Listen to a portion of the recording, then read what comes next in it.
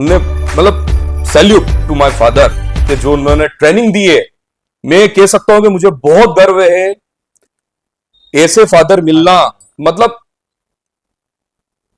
मैं नहीं कह सकता हूं, मेरे पास वर्ड नहीं है इसके लिए। जावरा के एक ऐसे युवा उद्योगपति हैं जिन्होंने अपने परिवार के वैल्यूज को तो आगे बढ़ाया ही है, लेकिन काम भी ऐसा कर रहे हैं जो इस प्रकृति को फायदा पहुंचाते हैं।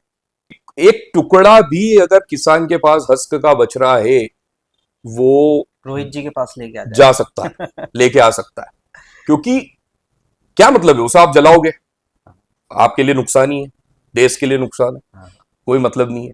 इससे अच्छा उसको लाओ और उसका उपयोग करें। और मैं ये बहुत सौभाग्य से कहना चाहता हूं कि जो दादा के टाइम के ग्राहक थे, कस्टमर्स थे, वो पापा के टाइम पे तो थे, और जो आज तक भी हमारे पास आते हैं। क्या बात है। अब ये तीसरी चौथी पीढ़ी। सबसे बड़ी उपलब्धि है। हाँ, क्योंकि तो निश्चित ही। और आपने उस नाम को, जो पारस जो नाम है, उसकी चमक को बरकरार रखने का काम आप कर रहे अरे हैं। नहीं।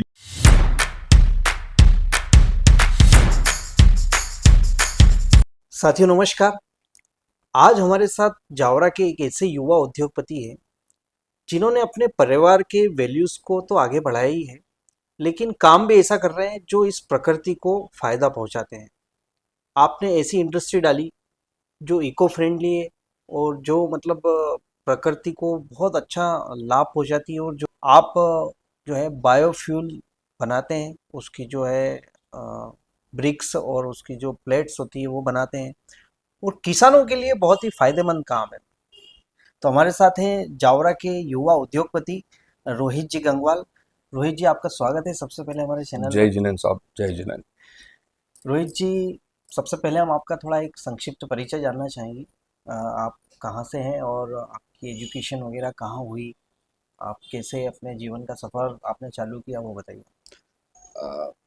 एक्चुअली मैं जावरा में ही पैदा हुआ हूँ, और उसकी स्कूलिंग मेरी सेंट पॉल कॉन्वेंट स्कूल से ही हुई है।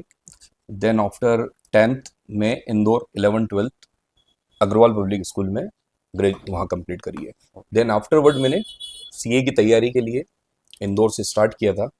Then go to the Kota also and Mumbai also. But वो होता है ना कि भगवान कुछ, अपन क्या चाहते हैं और हाँ भगवान क्या चाहता है। हाँ। तो उसमें ये था कि बिजनेस में आना ही था। तो बस यही सोचा कि नहीं यार, अपने को जब अगर बिजनेस में जाना है तो फिर वहाँ पे उसे ड्रॉप आउट करके अपनी ग्रेजुएशन और ये सब कंप्लीट करने के बाद फिर मैंने यहाँ पे एक बिजनेस के बारे में, उद्योग के बारे में सोचा कि एक उद्योग डाला जाए। अब उद्योग कैसे डाला जाए, क्या किया जाए, कैसे चालू किया जाए। उस टाइम पे जब ये मैंने सोचा था, जब 2009-10 के आसपास की बात है, जब हमने प्लान आउट करा था कि अपने को कुछ यूनिक करना है, कुछ ऐसा करना है जो नेचुरल से रिलेटेड हो और आज तक किसी ने किया नहीं हो, एटलीस्ट अपने एरिया में नहीं किया क्या बात। यानी आपने स्कूल टाइम से ही ये सोच लिया था कि कुछ अच्छा और यूनिक करना है। हो। जैसे जो एक स्कूल एजुकेशन के टाइम ही होता है कि ये जॉब करेंगे, आईएएस बनेंगे, आईपीएस बनेंगे, या कोई अलग अलग तरह के सेक्टर्स में व्यक्ति जाना चाहता है। तो आपने स्कूल एजुकेशन के टाइम से ही डिसाइड कर लिया था कि कुछ यूनिक करना है। हाँ, बिल्कुल बिल्कुल, मेरा पहले से डिसाइड था कि जाना बिजनेस में है। हाँ, बट होता क्या है, मैं आज सभी युवाओं को कहता हूँ और सभी से मेरा ये मानना है कि हर बच्चों को चाहे 2 साल, 3 साल, 4 साल बाहर भेजे। भेजने से ये फायदा अपने को मिलता है कि he will explore the world. दुनिया देखते हैं वो। दुनिया वो देखते हैं। वो देखते हैं कि क्या अपने को नया करना है, यहाँ पे क्या हो सकता है, क्या चीजें हो रही है, क्या चीजें ऐसा है जो अपनों में लग रहा है कि यहाँ पे कमी है। तो हाँ वो सब चीजें देखने को मिलती है, how to survive in a life. हाँ। The main thing is that कि उसको मिलता है कि अपन को लाइफ को कैसे सर्वाइव करना है। तो बाहर जरूर जाना चाहिए। तो मैं बाहर इसीलिए गया था कि अपन देख सके कि देश में चल क्या रहा है, दुनिया में चल क्या रहा है, और क्या चीज की रिक्वायरमेंट है, किसका अप एंड डाउन है, किसका मार्केट है, किसका क्या नहीं है। हर चीज अपन ने वहां पे चीज को समझा। उसके बाद अपन ने पूरा निष्कर्ष निकाला कि नहीं, अपने को इंडस्ट्री लाइन में जाना है। ओके। तो it will be very difficult at that time. बहुत डिफिकल्ट था मेरे लिए कि नहीं यार, कैसे अपन इसको स्टार्ट करें, कैसे नहीं, क्या तो करें। जैसे आपके माइंड में ये आइडिया तो आया कि हमें एक इंडस्ट्री स्टार्ट करना है, तो अभी आप जो इंडस्ट्री कर रहे हैं वो क्या कर रहे हैं, वो उसका क्या स्वरूप है, और फिर वो कैसे आपको आइडिया आया वो बताइए। एक्चुअली वी आर गोइंग में हमने मेनली मैन्युफैक्चरिंग चालू करी है briquette manufacturing, briquette and pellet manufacturing. Okay. It's one type of a substitute of coal. Coal का सब्स्टिट्यूट है, अच्छा। एक तरह से जो अपन कोल जलाते हैं, कोयला जलाते हैं, हम्म। उसका ये सब्स्टिट्यूट है। ओके। आप इसकी जगह ये भी जला सकते हो। और इसका मेन रीजन क्या था इसको यूज करने का, कि कोयला जो होता है वो कार्बन मोनोऑक्साइड बहुत पैदा करता है। आज देश में आप जो कंडीशन देख रहे हो, दिल्ली में कंडीशन देख रहे हो, हाँ। अपन सबसे बड़ी चीज बात करते हैं जो पूरे देश के सभी लोगों को मालूम है कि दिल्ली में क्या कंडीशन है, कितना पोल्यूशन होता है। वहां का पोल्यूशन का मेन रीजन क्या है? मेन रीजन ये होता है कि वहां पे पॉल्यूशन, वहां पे इंडस्ट्रीज इतनी है, हाँ। आसपास पराली जलाई जाती है, तो पराली की वजह से जो कार्बन मोनोऑक्साइड होता है, हाँ। और ये सब होता है उस वजह से वहां पे, आपको मालूम हो तो, वहां के 100 किलोमीटर के एरिया में कोयला पूरी तरह से बैन कर दिया गया है। हाँ। बैन इसलिए करा गया है कि कार्बन मोनोऑक्साइड की वजह से पॉल्यूशन बहुत हो रहा है, और हाँ। पॉल्यूशन होने की वजह से वहां पे पैलेट और ब्रिकेट को कंपलसरी कर दिया गया है। ओके। हम्म। तो आप मूल रूप से बनाते हैं एक तो brackets, briquettes and pellets. Pellets. तो ये क्या होते हैं ब्रैकेट्स और पैलेट्स वो बताइए। ब्रिकेट्स एक some one type of a brick, मतलब ब्रिकेट्स नेम कैसे पड़ा है, इट्स जस्ट क्या है कि हस्क रहता है, एक एग्रीकल्चर हस्क रहता है। ये नॉर्मली क्या है कि इसका जो इंग्रेडिएंट रहता है, जो इनको मतलब मेन रॉ मटेरियल जो रहता हाँ। है, वो एग्रीकल्चर हस्क रहता है। ओके। ये अपन गेहूं का, हाँ। सोयाबीन का, मेथी का, अलसी हाँ। का, धनिया का, राइडे का, इसका हस्क लेके हाँ। इससे कंप्रेस्ड करते हैं। क्या बात है। There is not any process to mix a chemical, ऐसा कुछ भी नहीं है। It's just a pressurizing, okay. Only उसको कंबाइंड वो कर देते, कंप्रेस्ड कर देते, हाँ। वो उस फॉर्म में आ जाता है। और वो सेम जो कोयला वर्क करता है वो वैसा का वैसा वो प्रोसेस वर्क करता है। बस इसमें और इसमें फर्क ये है, it is very eco friendly, the main thing. Hmm. Secondly, it's in very low price. कोयले से काफी कोयले से बहुत काफी सस्ता है, हाँ। कोयले से बहुत सस्ता रेट है।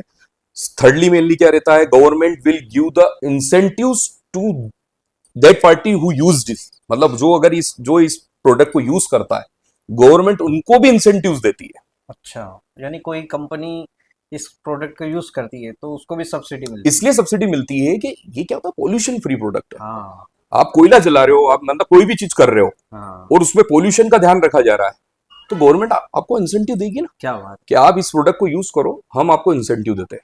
मतलब रोहित जी जो है वो एक तरह से इन्वायरमेंट को बचाने का भी काम कर रहे हैं। नहीं, बिल्कुल बिल्कुल बिल्कुल साहब।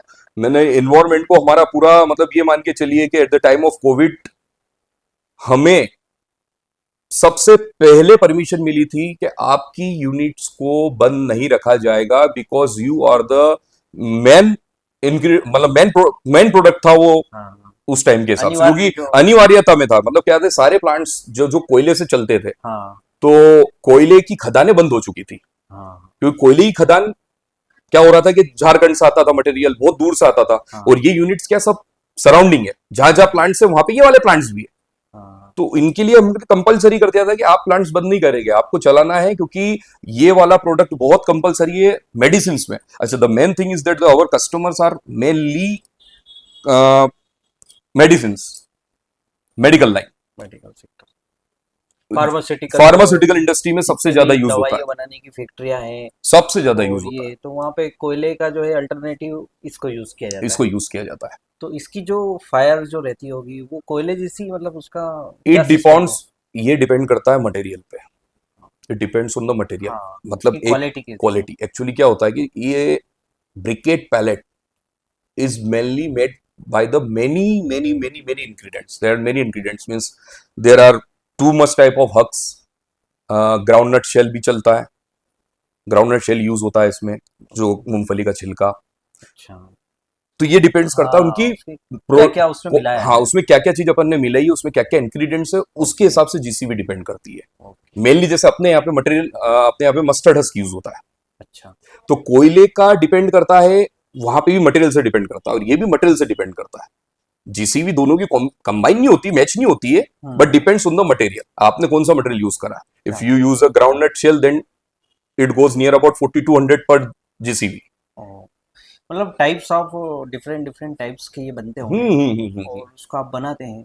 तो आपने जावरा में तो ये पहले ही आपने स्टार्ट किया था। जब मैंने ये सोचा था, तो मेरे ख्याल से, जहां तक मुझे मालूम है, वैसे मैंने पूरा सर्च किया था, कि मंदसौर लोकसभा क्षेत्र में ये वाला प्लांट नहीं था। अरे वाह। I am the first who started this business, और बड़ा मेहनत लगा। मतलब उस टाइम पे क्या होता था कि वो चीजें भी रेडी नहीं है। आज की तारीख में तो फिर भी गवर्नमेंट ने बहुत बहुत फ्रेंडली इजी कर लिया है, कर दिया, कोई भी बहुत करना फ्रेंडली, चाहे तो। इंडस्ट्री फ्रेंडली हो गया अब तो नेचर बहुत। उस टाइम पे इतना समय लगता था चीजों को सर्च करना, सर्च करना, सारी उसके चीजें। बारे में लगाना, लोन प्रोसेस करना, हम्म, टीएनसीपी से क्लीन करवाना, ये हाँ, करवाना, सारी चीजें। डाइवर्जन करवाना, सारी जो भी सारी प्रोसेस थी, it takes too much time.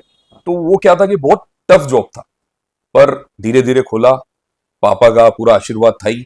हाँ, उस टाइम पे पापा पूरे लगे हुए रहते थे, अच्छा। और तो, उनके सानिध्य में हमने स्टार्ट किया, और तो बहुत अभी बढ़िया। आपका कहाँ कहाँ पर प्लांट है, और क्या आपकी कंपनी, मतलब आपने करोड़ों का टर्नओवर उसका कर दिया है, तो इसके पीछे क्या मेहनत रही? और जैसा आपने पापा का बताया है, तो आपके थोड़ा सा आपके फादर के बारे में भी बताइए, उनका कैसे आपको सपोर्ट मिलता था? एक्चुअली जब हमने ये स्टार्ट किया था, तो जब ये सारी गवर्नमेंट सेक्टर्स जब इस चीज मटेरियल को लेते नहीं थे, इस मटेरियल को इतना वो नहीं कर रखा था उस टाइम पे। बट जब से पोल्यूशन बढ़ता गया, तो गवर्नमेंट ने इस पे इतने, सेंशन कर दिया। हाँ, सेंक्शन कर दिए कि हर प्लांट्स को हु यूज इलेक्ट्रिसिटी जनरेशन, जो हम्म। इलेक्ट्रिसिटी जनरेशन बनाती है, इलेक्ट्रिसिटी पैदा करती है, हाँ। उन्हें 5% कंपलसरी कर दिया है बायोफ्यूल यूज करना। ओके। तो अभी जितने भी जगह सप्लाई जाता है मेनली, वो गवर्नमेंट सप्लाईज में ही जाता है, हाँ, मतलब वहीं पे ही सप्लाई होता है मटेरियल मेनली। गवर्नमेंट कर रही है, मतलब बायोफ्यूल्स को इंडस्ट्री सेक्टर में भी कर रही है, और इधर भी बायोफ्यूल्स का अल्टरनेटिव खोले जा रहा है, पेट्रोल डीजल का भी जो है बायोफ्यूल इधर भी लाया बिल्कुल जा रहा है। बिल्कुल, इथेनॉल प्लांट्स, हाँ। Ethanol plants are mainly open for reducing the requirement of the petrol and diesels. हाँ। ये बात, इथेनॉल प्लांट्स में भी बायोफ्यूल यूज होता है। हम्म, उनका जितने भी इलेक्ट्रिसिटी जनरेशन जो होती है उनके प्लांट में, वो बायोमास हस्क या ब्रिकेट या पैलेट यूज करके ही होती है। हम्म, और जो इथेनॉल बन रहा है, वो भी एक तरह से बायोफ्यूल्स के हिसाब से ही बन रहा है। उसमें भी आपको राइस हस्क और ये यूज होता है। हम्म, तो इथेनॉल प्लांट्स भी इसीलिए खोले गए हैं कि वो पेट्रोल डीजल की खपत को कम कर सके। आज 20% अपन यूज करते हैं डीजल में, धीरे धीरे गवर्नमेंट की प्लानिंग है कि इट गोज टू द 100% हाँ, एथेनॉल टाइप इथेनॉल का। प्लांट। हाँ, हर जगह इथेनॉल 100% यूज हुए, ताकि अपन पेट्रोल डीजल की रिक्वायरमेंट को कम कर सके। क्या बात है। मतलब रोहित जी, आपकी जो जानकारी से लग रहा है कि आपने वास्तव में प्रकृति के लिए एक बहुत बड़ा कार्य किया है, क्योंकि जो है, अगर ईंधन, जो एनर्जी की बात करें, तो पेट्रोल, डीजल, इलेक्ट्रिसिटी, कोयला, ये सब कहीं ना कहीं नुकसानदायक है, हम्म। और आपने उसका एक सब्स्टिट्यूट जो है सभी कंपनियों को दिया है, इंडस्ट्री सेक्टर को दिया। तो ये बहुत एक सराहनीय पहल भी है कि व्यक्ति अपना काम भी कर रहा है, और वो एनवायरनमेंट के लिए भी बहुत कुछ कर पा रहा है। तो कैसा बिल्कुल। लगता है आपको इसको? नहीं नहीं, बहुत अच्छा लगता है। इसलिए अच्छा लगता है कि अपन कुछ तो ऐसा करे जिससे कुछ देश का, सोसाइटी का बेनिफिट हो। हाँ। मेनली ये सोसाइटी का बेनिफिट हो, और कोई रीजन नहीं है। मेनली अभी हमने इलेक्ट्रिसिटी के लिए भी ये करा था कि वी आर मैन्युफैक्चरिंग इलेक्ट्रिसिटी। एक तरह से हम इलेक्ट्रिसिटी को पैदा ही कर रहे हाँ, एनर्जी हैं, और पैदा फिर कर हम रहे हैं। इलेक्ट्रिसिटी ले रहे हैं हाँ। गवर्नमेंट से। तो हमने इसमें भी अभी ये चीज करी है कि अपन इसके लिए भी वो लगाएंगे, पूरा उसका प्रोसेस चालू हो चुका है। हम्म। मुश्किल से 6 महीने में मैं सौर ऊर्जा, सौर सोलर ऊर्जा के, प्लांट। हाँ, सोलर प्लांट्स पूरा भी काम चालू हो चुका है। मेनली मेरे को लगता है नवंबर दिसंबर तक उससे कंप्लीट। चालू हो जाएगा, क्योंकि मेरा ये मानना है कि अपन एक तरह से तो ग्रीन फ्यूल बना रहे, हाँ। अपन ग्रीन। पॉल्यूशन कंट्रोल करने के लिए ग्रीन फ्यूल बना रहे, और इलेक्ट्रिसिटी गवर्नमेंट की यूज कर रहे सही है। हैं, जो कि इलेक्ट्रिसिटी कोयले से बनी हुई है। तो ऐसा क्यों करना? तो हमने इसके लिए सोलर प्लांट्स में जाने की कोशिश करी है, अपन सोलर से एनर्जी अपना। ले, ताकि हाँ। वो भी ग्रीन एनर्जी और बनाए वो भी ग्रीन एनर्जी।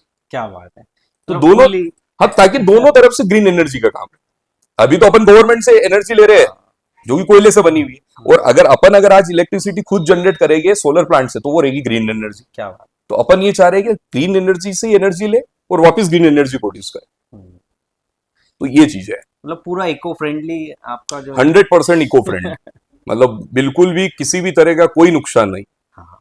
कहीं पे भी किसी भी चीज में बिल्कुल भी हस्क का, इसका सबसे बड़ा बेनिफिट क्या हो, फार्मर्स फार्मर्स की इनकम भी बढ़ी है। हाँ हाँ पहले भूसा खेतों में जलाया जाता था। हाँ अगर आपने कभी देखी होगी केसेस होते थे कि खेत पे जलाना बंद है, हाँ जलाएगा तो ऐसा है वैसा है, पेनल्टीज है, तो ये किसानों को नुकसान होता था। आज अपन 3 रुपए 4 रुपए किलो में किसानों से लेके रखते हैं, तो ये एक तरह से किसानों का भी फायदा है, हाँ, उनका वेस्ट। गवर्नमेंट का भी फायदा है, हाँ क्योंकि पॉल्यूशन कंट्रोल हो रहा है, और इतने सारे हमारा ये फायदा है, ये है कि रोजगार मिल रहा है लोगों को। हाँ, उनका जो वेस्टेज था वो उसको आपने यूज किया एक तरह एक से। तरह उनका वेस्टेज पूरा यूज कर मतलब रहे वो जो सरकार का नारा होता है ना कि खेती लाभ का धंधा तो हैं। वो नहीं, हाँ, एक उसमें तरह से उसमें उसमें सहभागी हैं हम भी, कि बिल्कुल लाभ का धंधा है, उसमें जितना भी होता है, और मतलब इंस्टेंट पेमेंट पॉलिसी रहती है इसमें, हाँ जो अच्छा बिल्कुल किसानों के लिए, बिल्कुल आओ, मटेरियल खाली करो और पेमेंट लो, क्या बात है। नो क्रेडिट, हाँ किसी भी नहीं, इस यहां नहीं कि मैंने रूल कर रखा है, it's all over India rule. हाँ, ये सेक्टर किसानों ही को है। पेमेंट, जैसे ही आपका मटेरियल खाली हुआ है, आप इंस्टेंट पेमेंट लीजिए, क्योंकि गवर्नमेंट ने किसानों को पेमेंट कैश में देने की छूट दे रखी है। हम्म तो हम ये नहीं चाहते किसान परेशान, हम्म, हम ये चाहते हैं कि नहीं, किसान ने अगर वो लेकर आया है हथुआ तो पैसा लेके जाए, किसान भी उससे बहुत खुश रहता है।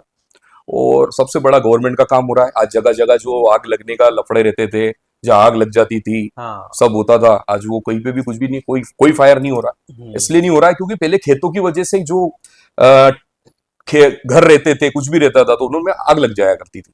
क्या बात। पर आज जलाने का काम ही नहीं है, सब चीज हाँ वो यूज सब हो रही है, सारी यूज हो रही सारा है, हस्क, सेल हो रहा है सब। किसी भी एक टुकड़ा भी अगर किसान के पास हस्क का बच रहा है, वो रोहित जी के पास लेके आ जा सकता जाएगा है, लेके आ सकता है, क्योंकि क्या मतलब है, उसे आप जलाओगे, आपके लिए नुकसान ही है, देश के लिए नुकसान है, हाँ कोई मतलब नहीं है।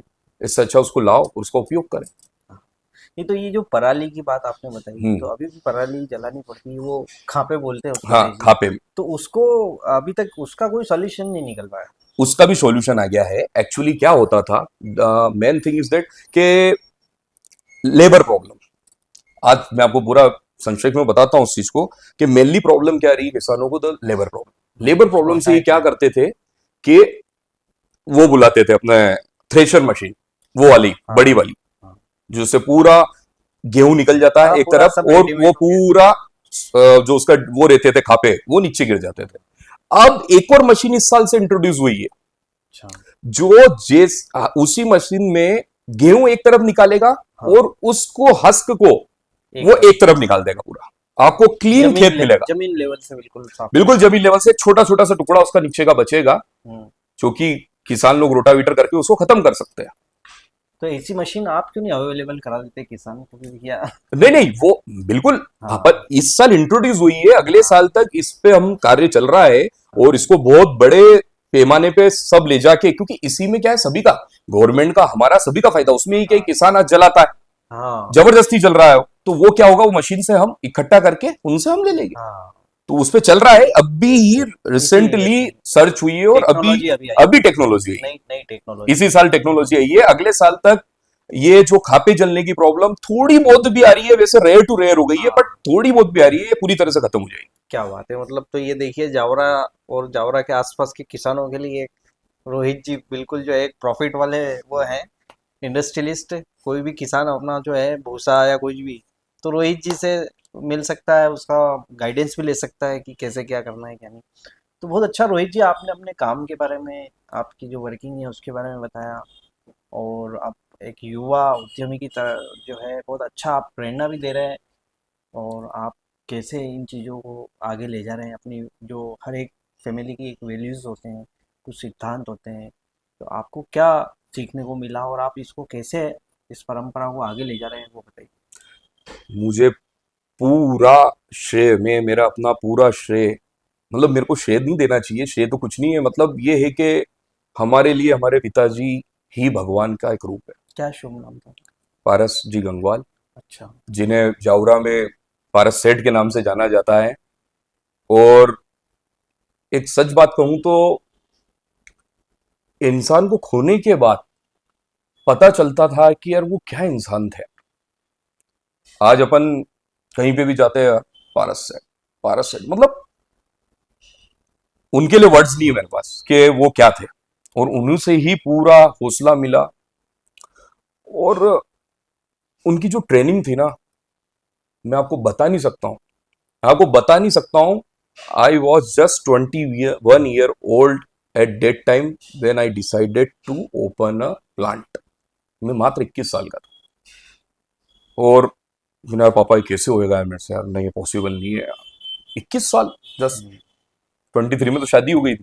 तो 21 साल के थे और यार कैसे करेंगे यार। अरे कर, जो होगा देखी जाएगी। मतलब हौसला तो खतरनाक था। जब वो दूसरों को इतना हौसला देते थे हाँ, तो फिर घर पे घर तो की हौसला, बात ही वो वो थी। तो बात ही अलग है। नहीं तू कर, बस। और ट्रेनिंग की सुनना, मैं आपको बताता हूं, उन्होंने शुरू से कितना एक्सपर्ट करा। मैं हूं चाहे मेरा छोटा ब्रदर, कुछ भी काम हो, नहीं मैं नहीं करूंगा, आप करो। चाहे 10 रुपए के 20 रुपए लगे, लेकिन काम आपको खुद को करना है। अगर मैं गया तो तुम्हें कैसे पहचानेंगे, और अगर मैं गया तो जो काम है तो वो परमानेंट मेरे ही हो जाएगा कि नहीं यार पापा आप ये तो आप ही निपटा लोगे। तो एट दैट टाइम जो उसका वो डाइवर्जन कराना रहता था प्लांट का, ये मेरा खुद का एक्सपीरियंस है। मैंने सोचा, मैंने पापा अगर डाइवर्जन के काम में अगर आप लग जाते हो तो मुझे लगता है ये 15 दिन का काम था। और मुझे कम से कम 2 महीने लगे। बट वो सीख और वो चीजें वो मुझे आज आज तक तक काम में आती है कि अगर उस दिन पापा वो काम कर देते तो आज वो मैं काम नहीं कर पाता। क्या तो बात। ये सारी चीजें सीख दी। उन्होंने कभी मतलब ये नहीं पूछा है कि ये मटेरियल कहां जाता है, क्या हो रहा है, क्या नहीं हो रहा है। वो भरोसा। कभी कभी मैं पूछता था, पापा ये ऐसा सौदा मिल रहा है तो लेना चाहिए कि नहीं, नहीं मुझे नहीं मालूम, आप देखो आपको क्या लग रहा है क्या नहीं लग रहा है। तो वो इतना भरोसा करते थे।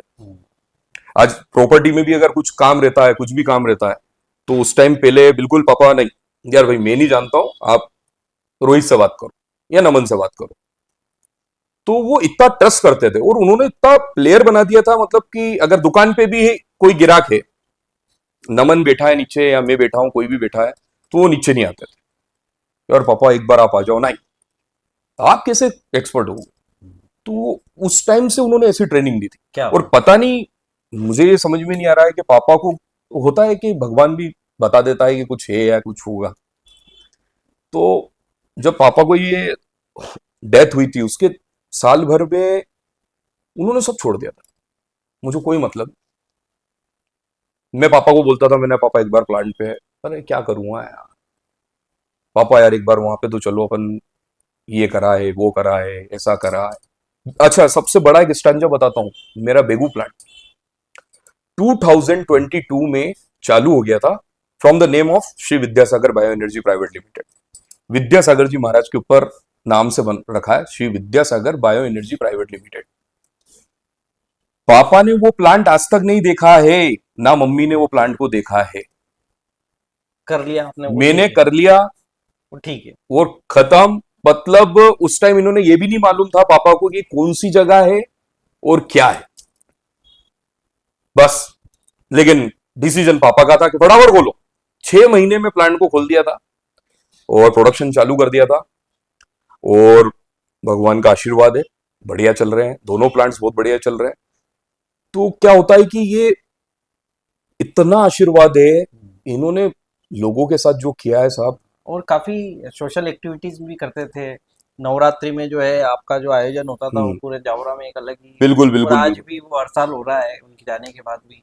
एक, अगर आपने पापा का वो प्रोग्राम अटेंड किया हो तो मैंने एक घोषणा करी थी, वहां पे घोषणा करी गई थी गंगवाल परिवार की तरफ से कि जो सारे कार्य जो पिताजी पहले करते आए हैं, करते थे, वो सारे कार्य उसी टाइप से उसी तरह से अनिश्चित चलेंगे। वो जो जो कार्य करते थे उसमें और बढ़ावा होगा, उसको घटाया नहीं जाएगा।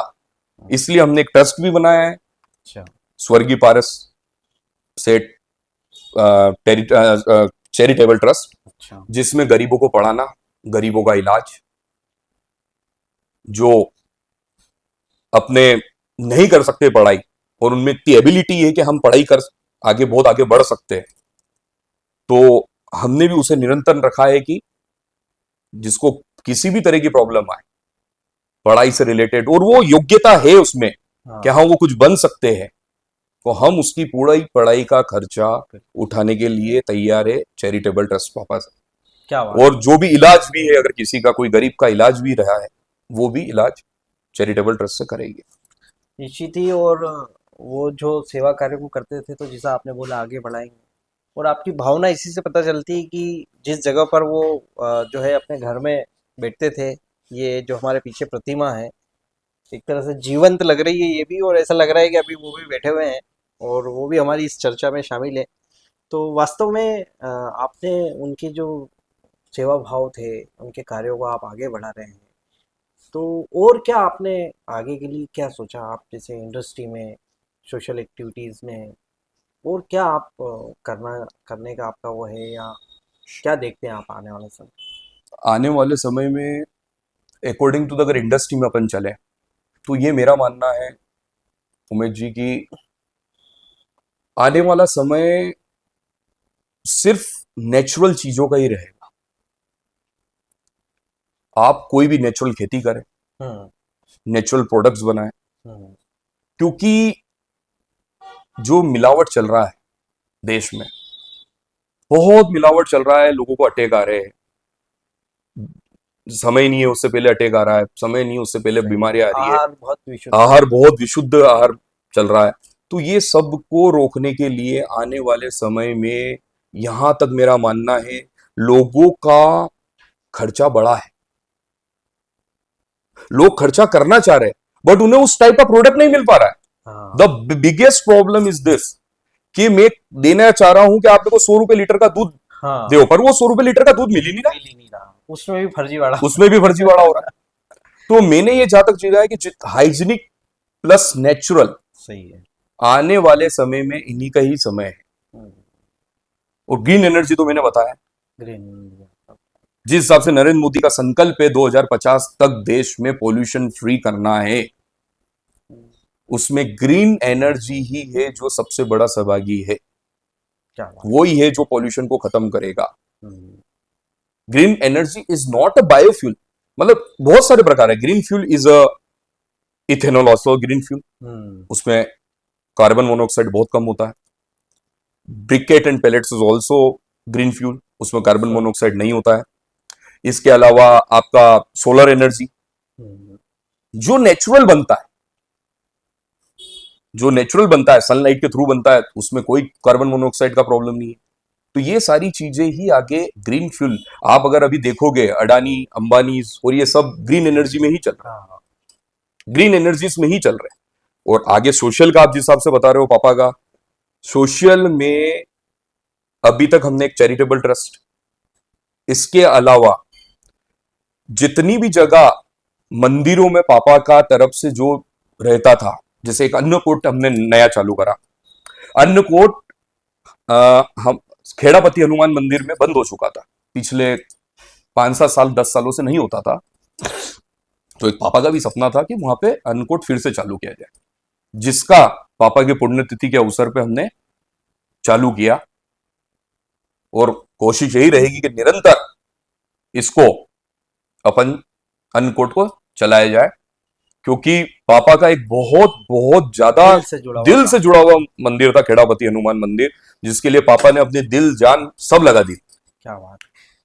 तो निश्चित ही। और आपने उस नाम को, जो पारस जो नाम है, उसकी चमक को बरकरार रखने का काम आप कर रहे अरे हैं। नहीं नहीं, अपन तो क्या रख रहे हैं, जो उनकी सीख है, हाँ जो उन्होंने अपने को सिखाया है, बस अपन तो ये चाहते हैं कि आज कोई ये नहीं कहे कि नहीं यार तो पारस सेठ थे और इनमें फर्क है। नहीं, हम ये चाहते हैं कि ऐसा नाम हो कि वो भी ऊपर सोचे कि नहीं यार काम किया बच्चों ने। हम्म, अपन ये चाहते, उन्होंने यार वो ये नहीं सोचते थे कि मेरा फायदा है कि मेरा नुकसान है कि क्या है, और वो हर चीज में बिल्कुल अपना 100% दे देते थे। तो हाँ अपनी कहाँ वो वैल्यू है कि अपन किसी के बारे में सोचे। अपने को तो पिताजी ने इतना संस्कार, इतनी समझदारी और इतना कुछ दिया है कि अगर सिर्फ अपन उसको बटोर लेंगे और उनके सही हिसाब से कार्य कर लेंगे ना, तो जीवन में बहुत आगे चलते पहुंच जाएंगे। रहेंगे। सही है, बिल्कुल सही। मतलब वो ऐसे इंसान थे कि छोटा बच्चे से लेके तो बुजुर्ग तक उनको चाहते थे। तो वो चीजें आज हम भी उनसे सीख के और उसको बढ़ा रहे आगे कि यार हाँ पापा क्या करते थे। आज हम हर चीज में कोई भी डिसीजन होता है, कोई भी छोटा सा डिसीजन होता है, पापा अगर होते तो क्या सोचते, अगर पापा होते तो अपन क्या करते, आज पापा अगर ऐसा होता तो अपन क्या सोचते, तो अपन उस हिसाब से ही हमारा डिसीजन रहता है। एक भी डिसीजन में ऐसा नहीं कि कभी कभी तो मतलब बिल्कुल यहाँ बैठ के हम बोलते मैंने पापा ऐसा हो रहा है क्या करना चाहिए, और अंदर से एक तो प्रेरणा अंदर से प्रेरणा मिलती कि नहीं ऐसा करो ऐसा करो ऐसा करो, एक मन में क्वेश्चनिंग आती है, आंसरिंग होती है, हाँ तो वो चीजें मिलती है अपने को। तो बहुत मतलब बिल्कुल। कुछ भी कहे कुछ भी नहीं कह सकते, बहुत नहीं सही है। काम ही और बहुत अलग था। एक पिता का जो सपोर्ट होता है और पिता की जो छाया होती है, आपको कभी कमी महसूस नहीं होने दी उन्होंने जाने के बाद भी। और आप उनके कार्यों को, उनकी सेवाओं को, उनकी भावनाओं को आगे ले जा रहे हैं, ये एक बहुत बड़ी बात होती है। तो बहुत अच्छा है, आप इसी तरह से इनको ले ले जाते रहें। और आप और आपके जैसे फैमिली में ब्रदर्स वगैरह ये क्या करते हैं, थोड़ा उसके बारे में भी हमें बताइए। बिल्कुल बिल्कुल, हमारा मेनली पापा का जो मेन बिजनेस है गंगवाल परिवार जिससे जाना जाता है वो है ज्वेलरी शॉप। ज्वेलरी शॉप जो 60 साल पहले चालू करी थी, पहले बजाज खाना में थी, बजाज खाना से खारीवाल मूल्य में लाए और यहाँ से सलंग चलता आ रही है वो परंपरा। और उसी से जुड़ के मतलब जिसे बोलते हैं ना कि दादा ने चालू करा था, हम्म। तो जो मेन पेड़ था उसके बाद तो हम सब जड़े हैं। हाँ तना आज भी ज्वेलरी शॉप ही है जो पापा और उसके पहले दादा के पद चिन्हों से चल रही है, चलते आ रही है। और मैं ये बहुत सौभाग्य से कहना चाहता हूं कि जो दादा के टाइम के ग्राहक थे, कस्टमर्स थे, वो पापा के टाइम पे तो थे और जो आज तक भी हमारे पास आते हैं। क्या बात है। अब ये तीसरी चौथी पीढ़ी। सबसे बड़ी उपलब्धि है, हाँ क्योंकि हमने वो नियम कर रखा है जो दादा ने कर रखे थे, जो पापा ने कर रखे, हाँ। हम उनके अनुरूप ही चल रहे हैं। क्या बात उन्होंने जो रूल्स बनाए थे वो रूल्स आज तक फॉलो होते हैं, उसमें कोई भी चीज का चेंज नहीं। है। आज भी वही सम्मान है जो पापा के टाइम पे था और जो पापा के टाइम पे था और जो दादा के टाइम पे था। तो वहीं से ये चीज निकली है। उसके बाद हम तो सब जड़े हैं, उसके बाद पूरा कारवा फैलता गया और हाँ होते गए। ज्वेलरी है, उसके बाद फैक्ट्री भी ओपन हुई, हम्म। बेगू फैक्ट्री डली, महावीर जैन नेशनल स्कूल। हाँ, आपके जो गंगवाल फैमिली में जो है अलग अलग सेक्टर्स में काफ़ी सेवाएं और काफ़ी प्रकल्प आप चला रहे हैं। तो गंगवाल फैमिली तो अपना अपना ब्रांड है ही है। और उसमें आप एक अलग ही आपने जो है नेचर को फोकस करके और काम किया है, तो ये बहुत अच्छी बात है। तो इन सब चीज़ों को करते हुए आपको 10 साल तो हो गए मेरे होंगे। को 16 ईयर्स 15 ईयर्स 15 ईयर्स। 2012 में ओपन हो गया था प्लांट। हाँ, तो मतलब आपने बहुत कम उम्र में एक इंडस्ट्री स्टार्ट की और अब उसको धीरे धीरे आगे बढ़ाया आपने। 15 साल का आपका अनुभव है। तो आप जावरा से हैं और जावरा जो है एक उभरता हुआ शहर है। तो यहाँ क्या संभावनाएं देखते हैं आपको, और यहाँ क्या कमी लगती है आपको कि ये चीज़ और यहाँ पर हो, या आपको, आप जावरा को किस ढंग से देखते Jaora is a small city, माना छोटा क्षेत्र है, बट यहाँ पे अपार संभावना है, अपार संभावना है। उसका मेन रीजन है कि सबसे बड़ी तहसील है मध्य प्रदेश की। किसी कारणवश जिला नहीं बन हैं? पा हाँ रहा है वो जिला नहीं। ठीक है, बट ये सबसे बड़ी तहसील है। दूसरी चीज सबसे बड़ी बात यहाँ की ये है कि it's the middle point of Mumbai Delhi. ये मिडिल पॉइंट है दिल्ली मुंबई का। मेरा ये मानना है कि यहां से जो लॉजिस्टिक हब है ना, हो सकता है आने टाइम पे लॉजिस्टिक हब यहाँ पे बने। हम्म मेरा मानना है कि यहां से अगर अपन दिल्ली भी कोई सामान पहुंचाते हैं, मुंबई भी पहुंचाते हैं, वो दोनों सेम पड़ेगा, हम्म। ट्रांसपोर्टेशन कॉस्ट दोनों की सेम आएगी। सेम। यहाँ पे आपको सबसे बड़ा आपको 8 लेन का हाँ। सौभाग्य प्राप्त हुआ है अपने को। हम्म। ये वन ऑफ द बिगेस्ट अपने लिए अचीवमेंट है। अचीवमेंट है कि दोनों तरफ से अपना मिडिल पॉइंट। हाँ। आप 650 अगर जाओगे तो दिल्ली भी आ रहा है, 650 जाओगे तो मुंबई भी आ रहा है। तो अपने पास अपार संभावना है, हम्म अपार संभावना है। बट ये है कि कुछ कारणवश, या चाहे तो अपन पॉलिटिकली भी बोले या हम्म। किसी भी तरह से बोले, तो कुछ ना कुछ क्या होता है कि गवर्नमेंट की नीतियां सही तरह से लागू नहीं नहीं होती। हो पाती है, हाँ। उस वजह से अपने को बहुत प्रॉब्लम आती है। हम्म अपन अगर आज क्या होता है, जैसा अगर अपन गुजरात का बात करें, गुजरात में सिंगल विंडो सिस्टम होता है फॉर इंडस्ट्री डेवलपमेंट। हम्म। अगर आप किसी इंडस्ट्री को ओपन करना चाहते हैं तो then you have to go from here and come from there, आपके सारे कागज तैयार। क्या बात है। ये सिंगल विंडो सिस्टम एमपी में भी अगर लागू हो जाता है ना, हाँ। मैं आपको कह रहा हूं कि सबसे बेस्ट है। एमपी क्यों बेस्ट है? It's middle in the India. India. अगर मैन्युफैक्चरिंग आपको एमपी में करनी है तो आप इंडिया के किसी भी कोने में मटेरियल को सप्लाई कर सकते हो। देश का दिल है। देश का दिल है, आप कहीं पे भी सप्लाई कर सकते हो। यहाँ पे नेचर, आपको नेचुरल कैलेमिटीज नहीं मिलेगी। आप बताइए यहाँ पे नेचुरल कैलेमिटीज क्या हुई? आज तक कभी कोई अर्थक्वेक्स नहीं है। क्यों? क्योंकि आइट साइड से गिरा हुआ है। कोई टेररिस्ट अटैक का वो लफड़ा नहीं है, कुछ भी नहीं है, किसी भी तरह की कोई क्लाइमेट का कोई इशू नहीं है, कुछ भी दिक्कत नहीं है। But the problem is that क्या प्रोसेस ऑफ डेवलपमेंट वो सही नहीं है, पॉलिसी इंप्लीमेंट सही नहीं है। पॉलिसीज अगर सही होना, सिंगल विंडो सिस्टम्स हो जाए, इजी टू एक्सेस हो जाए, इजी टू डूइंग वर्क हो जाए, ये अगर सब हो जाती है तो मैं कह रहा हूं बेस्ट है। फिर भी मैं ये कहना चाहता हूं कि जो अभी ये चल रही है अपने देश में, अभी जो नरेंद्र मोदी के नेतृत्व में, स्किल डेवलपमेंट तो बहुत डेवलप्ड हो रहा है। बहुत चीजों की अच्छी चीजें भी हो रही है, बहुत सारी गवर्नमेंट इंसेंटिव्स भी दे रही है। और मैं आज भी मानता हूं कि manufacturing line is the backbone for India, क्योंकि यही एक जरिया है देश में एम्प्लॉयमेंट जनरेशन का। आज मेरा जैसा छोटा प्लांट भी अगर 50 जनों को रोजगार दे रहा है तो जावरा में ऐसे 100 प्लांट है। तो देश को, सरकारों को, पॉलिटिशियंस को इंडस्ट्री डेवलपमेंट के बारे में तो जरूर सोचना चाहिए, और युवाओं को भी। हाँ, क्योंकि जो ऑलरेडी, जैसे युवाओं के लिए भी मैं आपका मैसेज चाहूंगा, क्योंकि जो ऑलरेडी कर रहे हैं, जैसे आप कर रहे हैं, तो आपने अपनी जो सारी वर्किंग है, सारे आपके जो आइडियाज हैं, सारे आपने अपने इमोशंस को शेयर किया। लेकिन बहुत सारे ऐसे लोग होते हैं जो कर रहे होते हैं लेकिन वो कोई चीज़ शेयर नहीं करना चाहते हैं, या उनके मन में होता है कि हमें क्या करना, हमारा चल रहा है, अच्छा है। तो उस सोच को भी बदलने की जरूरत है। बहुत जरूरत है, बहुत जरूरत है। मेरा ये कहने का मतलब है, अगर अपने माइंड में कोई चीज आ रही है उसे एक्सप्लोर करो। ये मत सोचो कि यार मैं जावरा में बैठा हूं, मैं कुछ नहीं कर सकता हूं। नहीं नहीं नहीं, सब हो सकता है। उसके लिए मेहनत करना है, लगे रहो। 100% आपको सक्सेस मिलेगी, ये मेरी गारंटी है। तन मन धन तीनों तरफ से अपन लग जाओ, 100% मेरी गारंटी है कि इंसान ऊंचाइयों पे पहुंचेगा। इसलिए पहुंचेगा क्योंकि मतलब पहले, आज 2000 के पहले अगर अपन बात करें तो वहां पे इतना स्किल डेवलपमेंट ही नहीं था, कुछ भी नहीं था।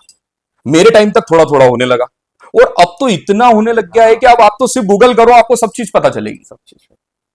और जावरा में अच्छी इंडस्ट्रियां चल रही है, जो अलग अलग सेक्टर्स की इंडस्ट्रियां काफी डेवलप हुई है। तो और क्या मैसेज आप देना चाहेंगे युवाओं के लिए, या जो कुछ करना चाहते हैं, क्योंकि जॉब्स तो कम है, जॉब्स बहुत कम है और गवर्नमेंट जॉब्स के पीछे पड़े रहते हैं। तो ऐसे में आप क्या उनके लिए गाइडेंस देंगे, और कौन सी एज सही होती है अगर इंडस्ट्री सेक्टर में जाना है या कोई भी कार्य करना है, तो उसके लिए कौन सी एज से व्यक्ति को अपना जो है काम स्टार्ट कर देना चाहिए? मेरा एक छोटा सा स्टांजा है कि ऐसा व्यक्ति बनना है कि नौकरी करे नहीं, वो नौकरी दे सके, लोगों को रोजगार दे सके, अपने को वो कार्य करना है। तो वो कार्य करने के लिए अपने को इंडस्ट्री या कोई भी बिजनेस सेक्टर में जाना पड़ेगा। अगर बिजनेसमैन नहीं होगी तो सर्विस कहां से मिलेगी? तो कहने का मतलब है कि अपने को सर्विस गिवर बनना है, टेकर नहीं लेना, अपने को सर्विसेज देना है। तो ये मेरा एक पहला वो है कि भैया आप अपने को देने वाले बनो, सर्विस लेने वाले नहीं। अगर नहीं अभी हम तो सर्विस देते हैं, आप तो बोलो क्या करना है। तो मेन पॉइंट। दूसरा सबसे बड़ी बात है जो आपने मेरे को कहा कि किस एज में युवाओं को आना चाहिए और आना चाहिए। देखो, सबसे पहला मेरा है कि आपका माइंड क्लियर होना चाहिए, पेरेंट्स का माइंड क्लियर होना चाहिए अपने बच्चों के लिए एट द एज ऑफ 15-16 कि ये बच्चा कहां तक जाएगा। आपको देख के पता चल जाता है बच्चे को, उसके बिहेवियर, उसके डेली एक्टिविटीज, डेली रूटीन से अपने को क्लियरली मेंशन हो जाता है कि ये कहां तक जाएगा और कहां तक पहुंचेगा, ये स्टडी में कहां तक जाएगा हाँ और ये कहां तक नहीं जाएगा। सही। तो 15-16 की एज से ही आप उसको, अगर अपने को लग रहा है कि नहीं he is not well in study, then उसको धीरे से डाइवर्ट करो बिजनेस की तरफ। हाँ अगर वो बंदा खिलाड़ी 16-17 साल से ही, आज क्रिकेटर्स, मैं एक एग्जांपल देता हूं, विराट कोहली या कोई भी, तो वो कैसे बने यार, उसने 8 साल की उम्र से स्टार्ट कर दिया था क्रिकेट खेलना, हाँ उसका पैशन था, तो वो 25 तक उसने अचीवमेंट ले लिया। अचीवमेंट ले लिया पूरा। तो ऐसे ही मैं चाह रहा हूं कि अगर जब अपने को ये करना है तो अपने को 15-16 तक ही कंफर्म हो जाता है कि अपन हाँ कहां तक जा रहे हैं। अगर बिजनेस में जाना है तो बिजनेस के थ्रू अपन चले कि अब मेरे को पेरेंट्स क्या का करूं। रोल बहुत बड़ा होता है पेरेंट्स का रोल बहुत इंपॉर्टेंट रहता है। हाँ अपन क्या बोलते हैं, नहीं नहीं नहीं बेटा अपने को करना है, अरे आपको आईएएस बनना है, नहीं आपको डॉक्टर बनना है, अरे उसका पैशन ही नहीं है ना यार। हाँ आप पहले उसका पैशन तो देखो, उसको बनना ही नहीं है, नहीं उसको बनना आईएएस है, बनना ही नहीं है, तो भेज उसको दिया। डॉक्टर बनना ही नहीं है, और आपने उसको भेज दिया जबरदस्ती, आप उसको पढ़ा रहे हो, फिर वो प्रेशर लेगा तो वो अलग कुछ अलग अलग एक्टिविटीज करेगा, क्या बात है। तो वो एक्टिविटीज गलत करेगा तो अपना ही नाम खराब होगा। तो मेरा ये मानना है कि पहले पैशन देखो, अगर उसका पैशन है कि नहीं यार वो पढ़ाई में चाह रहा है तो उसको फिर पढ़ाई, नो प्रॉब्लम। बट अगर वो चाहता है कि नहीं मेरे को बिजनेस में जाना है तो उसको 17-18 साल से बिजनेस में डालो। मैं चैलेंज देता हूं 25 तक वो खिलाड़ी हो जाएगा उस गेम, उस बिजनेस का। क्या बात है। वाह यार, तो रोहित जी तो एक मोटिवेशनल स्पीकर भी अरे है। मैं कोई मोटिवेशनल स्पीकर नहीं, मैं थोड़ा सा क्या प्रैक्टिकल, हाँ मैं हर चीज को प्रैक्टिकली यूज करता हूं। मतलब कि यार ये अगर ऐसा कर रहे हैं अपन तो इसका रिजल्ट क्या आएगा, हाँ इसका क्या चीज होगी। मैं एक कहने का मतलब है, अगर अपन जबरदस्ती उसको भाटे मारे। आज मैं सीए की स्टडी कर रहा था, हम दोस्त एक बहुत रियल वाक्य सुनाता हूँ। पढ़ाई कर रहे थे हम हॉस्टल में, सारे फ्रेंड लोग बैठे हुए। मैंने बोला यार अपन अगर सीए बन गए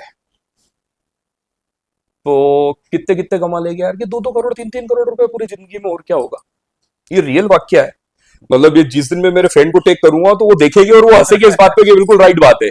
तो बैठे हुए हैं हम सब फ्रेंड लोग, तो यार क्या होगा 2-3 करोड़। मैंने देख भाई, अगर 2-3 करोड़ रुपए अपने पास आए, अगर अपने 2 बेटे हो गए, तो मेरे को ये बताओ आप 2-3 करोड़ में उस टाइम क्या कर सकते हो। कुछ भी नहीं कर सकते हो।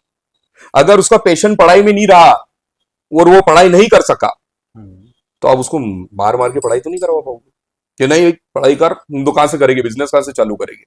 तो अगर वो नहीं कर पाया तो आपके पास जब इतना फंड रहेगा कि आप नया बिजनेस डाल सकते हो, नहीं डाल सकते हो, हम्म, क्योंकि सर्विस में वो फंड नहीं है जो बिजनेस में। हम्म, ये मेरा माइंड, प्रैक्टिकल माइंड ये कहता है। और सही। आज अपन चार्टेड अकाउंटेंट रखो ना, हाँ आज आप चार्टर्ड अकाउंटेंट रखते हैं। आज अपन चार्टेड अकाउंटेंट रखते हैं, अपन हाँ चार्टेड अकाउंटेंट की दे रहे थे वो ठीक है, लेकिन आज अपन वो चीज पे है कि आज चार्टेड अकाउंटेंट अपन रखे अपने ऑफिस में। क्या बात है। कुल मिला के अंदर से एक जो है विल पावर डेवलप करना पड़ता है कोई भी विल काम करना। विल पावर डेवलप करना पड़ता है। मेरा total will power my father, क्या बात। उन्होंने इतना सपोर्ट किया है और बहुत प्रैक्टिकली सपोर्ट किया है। मतलब क्या हुआ, नुकसान हो गया ना, कोई बात नहीं। वो बोलते थे कि नुकसान अगर नहीं होगा तो आपको पता कैसे चलेगा, और खर्चा नहीं करोगे तो कमाने का गते कैसे उड़ेगी। क्या बात। आपको अगर नुकसान नहीं होगा तो आप सीख नहीं पाओगे, हम्म, और अगर आप, जो लोग खर्चा नहीं करते, तो आप कमाने की गति नहीं उड़ेगी। तो मेरा ये कहने के साथ है कि आप कमाओ और खर्चा भी करो, ये पापा का कहना था। तो वो कभी किसी चीज में रोक टोक नहीं, जहां जाना है वहां जाओ, बट काम, काम के समय काम, मस्ती के समय मस्ती। हम्म, तो ये उनका सिद्धांत था, विल पावर। उनने, मतलब सैल्यूट टू माय फादर कि जो उन्होंने ट्रेनिंग दी है। मैं कह सकता हूं कि मुझे बहुत गर्व है ऐसे फादर मिलना। हाँ, मतलब मैं नहीं कह सकता हूं, मेरे पास वर्ड नहीं है इसके लिए, नहीं कि जो बिल्कुल। पापा ने हमारे लिए करा है। हम्म, लोगों के स्त्रोत है यार वो, लोग हाँ उनके बारे में, मतलब जिस टाइम पे पापा हॉस्पिटल में एडमिट थे साहब, तो लोग फल फ्रूट लाते थे यहाँ पे, 10-10 15-15 किलो फल फ्रूट भेले हो जाते थे दिन भर के। पापा अहमदाबाद में एडमिट थे, उनके इतने चाहने वाले थे, और आके 2-2 घंटे बैठते थे। मतलब मसीहा थे, लोगों के लिए मसीहा थे। तो अपन उनके बेटे हैं तो अपने को तो पापा का पूरा हर चीज देख के कदम कदम पे उनके हिसाब से डिसीजन लेना पड़ता है कि ऐसा नहीं हो कि पारस सेठ गंगवाल का नाम खराब हो। क्या बात, मतलब उनकी पूरी आपने एक तरह से पूरा उनका जो कार्य था उसको आप आगे बढ़ा ही रहे हैं, और आप पे उनका तो आशीर्वाद ही है, आपके गुरुओं का भी आशीर्वाद है। आप साधु संतों से सेवा में भी लगे रहते हैं, बिल्कुल बिल्कुल बिल्कुल। तो ये बहुत अच्छी बात है। और सभी के लिए एक प्रेरणा की बात है कि आज माता पिता का क्या महत्व होता है। ये बहुत। आपने अपने जो है एक तरह से सारा बताया आपने। और ऐसी कोई बात जो सभी के जानने के लिए हो, जो सबके लिए कुछ और मोटिवेशन प्रेरणा दे, क्योंकि बातें तो बहुत सारी है और रोहित जी खजाना है। अरे नहीं नहीं, कोई हम इनसे खजाना नहीं। बात करते रहेंगे तो खत्म ही नहीं होगा। आज हमने एक जो है एक एनर्जी और एक प्रेरणादायक आपने बहुत सारी बातें हमको बताई है। तो रोहित जी, और भी कोई आपको ऐसा लगता है कि ये बात जो है जानने के लिए बहुत अच्छी है, तो वो आप हमें बताइए। देखो अभी तो मैं उस एज में नहीं हूं कि मेरे को किसी को प्रेरणा देना पड़े या मैं कुछ ऐसा शब्द बोलूं जिससे लोगों को फायदा हो या कुछ हो। हाँ बट मैं युवाओं को ये कहना चाहता हूं, हाँ, मैंने भी लाइफ में बहुत डिफिट खाए, बहुत डिफिट खाए, इतने डिफिट खाए हैं कि मैं बता नहीं सकता हूं। बट ये है, उन डिफिटों ने ही सिखाया। मुझे सिखाया। आज अगर अपन कहीं डिफिट नहीं खाएंगे तो अपन नहीं सीख पाएंगे। तो डिफिट खाओ, लाइफ में जो करना है वो करो, बट अपने परिवार को लेके, अपने पापा मम्मा को लेके, अपने परिवार के सिद्धांतों को लेते हुए और अपने को आगे बढ़ना है। और be social, be friendly, be honest, हर चीज रहो। मैं कह रहा हूं कि भगवान अपने साथ है, कोई प्रॉब्लम नहीं आएगी कभी लाइफ में। क्या अगर बात, अपन सही है। अपनी नीतियां सही है हम्म, तो मंजिलें आसान। नियत सही होना पड़ेगी। नीति और नियत हाँ। है, नीति भी बहुत जरूरी है। हाँ, नीतियां अगर गलत है तो तो मंजिल नहीं होगी। मंजिल आसान नहीं है। क्या बात। अपनी पॉलिसीज भी तो अच्छी होनी चाहिए ना। हाँ। अपन ने अपनी नीयत तो साफ है बट पॉलिसीज सही नहीं। तो मैं क्या कहता हूं, नीति और नीतियां दोनों सही होनी चाहिए तो इंसान बहुत आगे बढ़ता है, कोई दिक्कत ही नहीं। और बाकी तो क्या है, हमें तो सब ज्ञान देने वाले हमारे पिताजी है। हाँ, वो उन्होंने जो हमें दिया है उसके हिसाब से चलते आ रहे हैं। और आज मैं गर्व से कह सकता हूं कि जहां हम दोनों भाई जाते हैं, हर इंसान ये कहता है कि यार तुमने पापा को नाम बरकरार रख रखे हो है। तो वो बहुत बड़ी खुशी है हाँ, कि नाम बरकरार रख रखा है, सही है। जो वो करते थे वो तुम कर रहे हो। तो हम्म, ये बहुत बड़ी खुशी की बात है। क्या बात है। तो बहुत अच्छा।